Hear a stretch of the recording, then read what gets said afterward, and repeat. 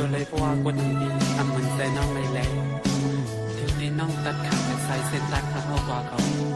ลองหัวใจพี่หันน้องเรียนนั่นแหละตีย้อนสึก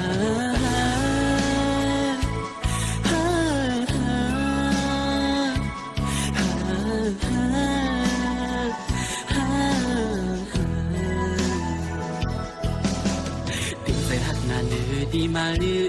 น้องอ่อนในหาสิ่งต่างตาตีให้ลืมใจตุยอังหันหูก็หูอยู่ว่าดีมีวันในมาถึงอังห่างวันลองนำสิขัดใจดุยเยามันลืมอังไหลมองใจใจหน้าก็หักไว้สั่งว่าไรเกิดปิ่นจัดก้นมาในผัดกอขันชุบยาอยู่ลองตั้งกัดเย็นต่อจูมังบ่เวอำจังได้ทบมันมาก็สัมปีจังเฮ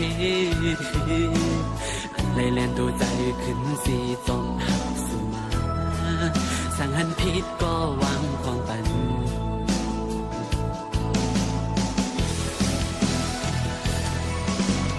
ย้อนเพื่อหักไม่น้องนาแล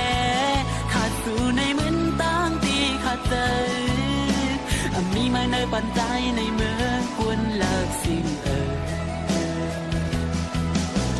ดือดปีว่าอะไรอยู่คงสำนังหัวใจตีผักไว้ตาสู่สุดตังไหลห้องสู่อ่านหากยิงก็เลยแข็งสังว่าปีเลยไม่ตันเลยยอมตายกับย้อนหากน้องกว่าก่อตั้งอันน้องคือปอมนเสื้อนั้นลาดออกมาเด็กเสียใจปีขาดเสียงสึกมือย้อนเธอไล่หันหน้าอ่อนสู่ยมซื้อ